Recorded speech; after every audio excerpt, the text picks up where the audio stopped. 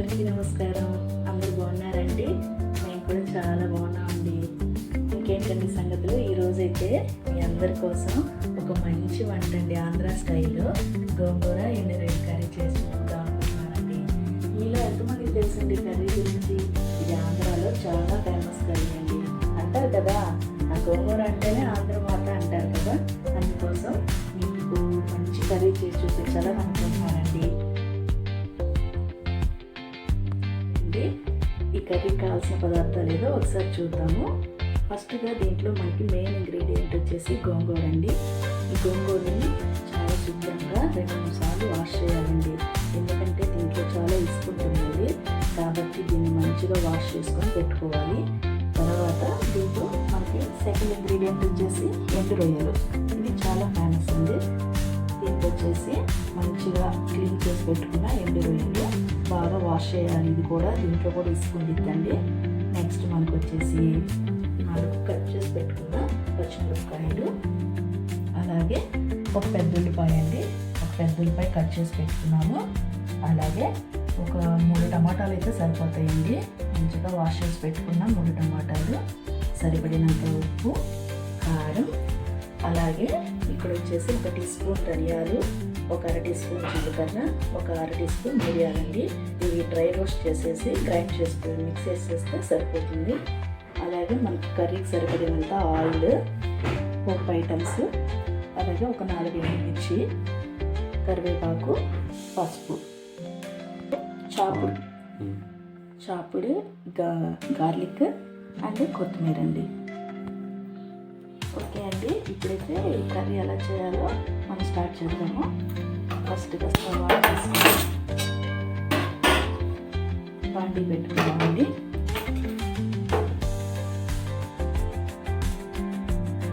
ఈ బాండీ కొంచెం బాగా వేడెక్కిన తర్వాత మనము కర్రీకి సరిపడినంత ఆయిల్ వేసుకున్నాము.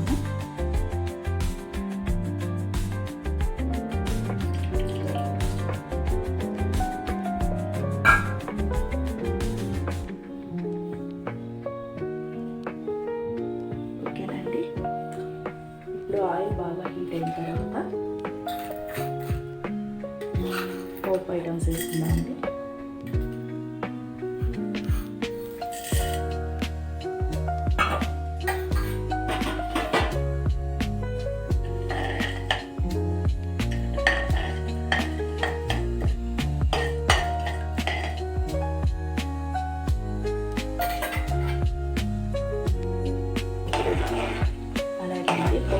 వేసిన తర్వాత గార్లిక్ వేసుకున్నాం. 3 పీసులు గార్లిక్ చాప్ చేసుకొని వేసుకున్నాం.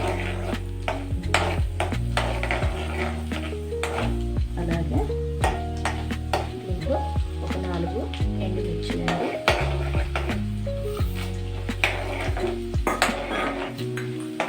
ఎండుమిర్చి తర్వాత దీంట్లో కరివేపాకు,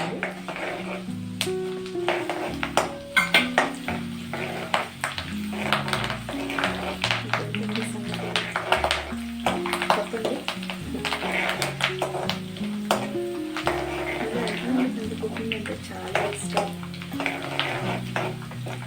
గోంగూర అంటే, చాలా ఎక్కువ తింటారండి కదండి.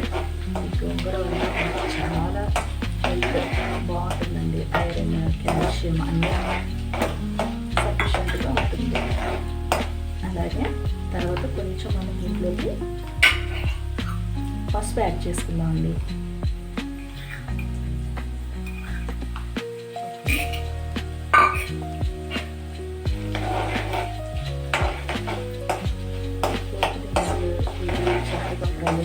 తర్వాత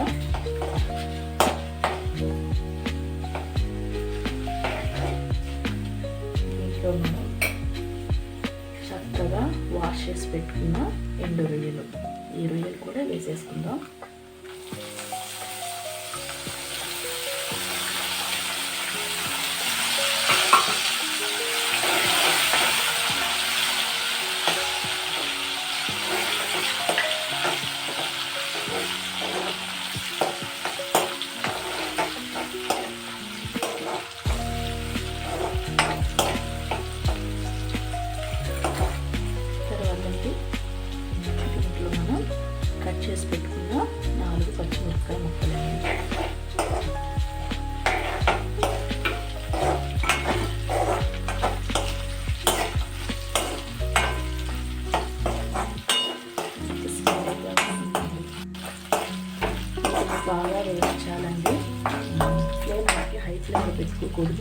మీడియం టు లో అయితే సరిపోతుంది. మీడియం ఫ్లేమ్లో పెట్టుకొని వీటిని బాగా వేయించుకోవాలి. వేయించుకున్న తర్వాత దీంట్లో మనకి ఒక పెద్ద ఆనియన్ కట్ చేసి పెట్టిన ఆనియన్ ఇవి కూడా వేసేద్దాం.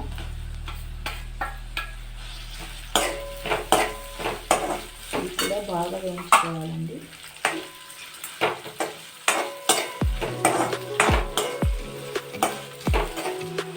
ఓకే అండి, దీంట్లో మనం కొంచెం సాల్ట్ వేసుకొని వేయించుకుంటే కొంచెం తొందరగా మనకి వేగిపోతుంది అనమాట. సాల్ట్ వేసిన తర్వాత ఒకసారి చక్కగా కలుపుకొని సరే మూత పెట్టేద్దామండి.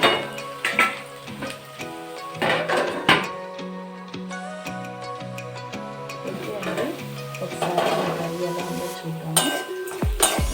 చక్కగా ఫ్రై అయిపోయిన తర్వాత ఇలా మనకి మంచిగా ఫ్రై అవ్వాలండి. మంచి స్మెల్ కూడా వస్తుంది.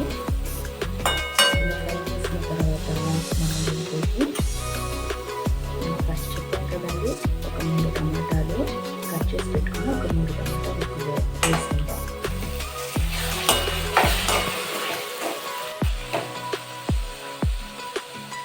టమాటా ముక్కలు వేసిన తర్వాత మనం దీంట్లోకి ధనియాలు, జీలకర్ర, మిరియాలు లైట్గా వేయించుకొని గ్రైండ్ చేసి పెట్టుకున్నామండి. ఈ పొడిని యాడ్ చేసుకున్నాము. ఇది మంచి అరోమా వచ్చిందండి కర్రీకి.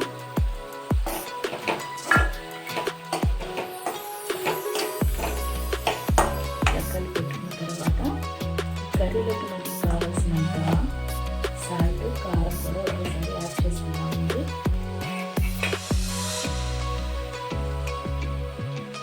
రుచికి సరిపడినంత, ఎందుకంటే మనం ఆల్రెడీ దీంట్లో పచ్చిమిర్చి ముక్కలు వేసాము, అలాగే కొంచెం గరం మసాలా కూడా వేసాం కాబట్టి కొంచెం మనం తినగలిగినంత స్పైసీ సరిపడినంత కారం యాడ్ చేసుకుంటే సరిపోతుంది. మరీ స్పైసీగా ఉంటే అందుకని అందరూ తినగలిగినట్టు టేస్టీగా ఉండాలి, చాలా బాగుంటుంది. ఓకే అండి, ఇది ఒక 10 నిమిషాలు మనం అలా పెట్టేసి బాగా మగ్గనిద్దాం. అలాగే మనం వచ్చేసి స్టవ్ వచ్చేసి హై ఫ్లేమ్లో పెట్టుకోకూడదండి, ఎందుకంటే మనం ఇప్పుడు కారం, మసాలా అన్నీ యాడ్ చేసాం కాబట్టి స్టవ్ మనం సిమ్లో పెట్టుకొని ఒక 10 మినిట్స్ కుక్ అయిన తర్వాత మన మెయిన్ ఇంగ్రీడియంట్ అయినా గోంగూర వేద్దాం. ఓకే అండి, ఒకసారి మనం ఎలా ఉందో కర్రీ చూద్దాం.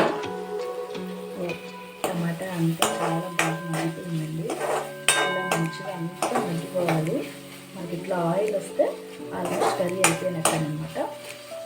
దీంట్లో మన మెయిన్ ఇంగ్రీడియంట్ అయినా గోంగూరని వేసేద్దాం.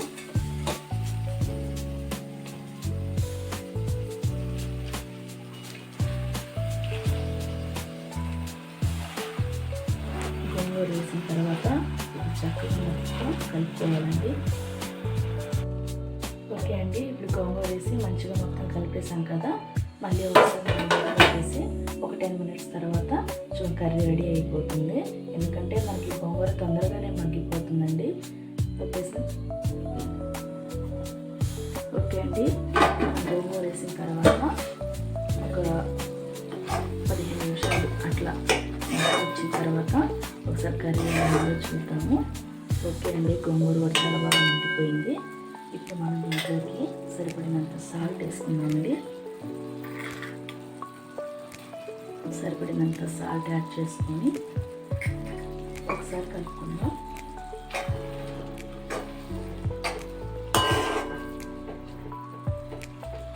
ఓకే అండి, ఫైనల్గా దీంట్లో మనం కొంచెం కొత్తిమీర కూడా యాడ్ చేసుకుందామండి.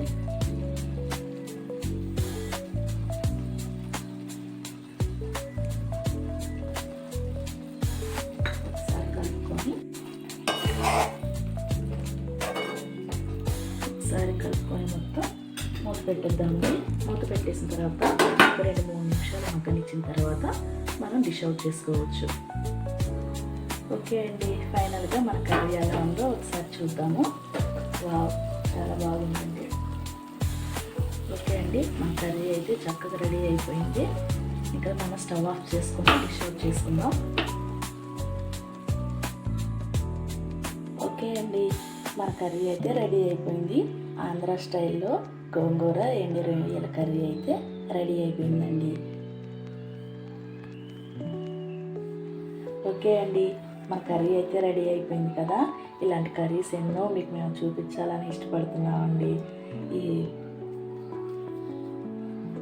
ఓకే అండి, మీకు ఇలాంటి వంటలు ఇంకా ఎన్నో చూపించాలని మేము ఇష్టపడుతున్నామండి.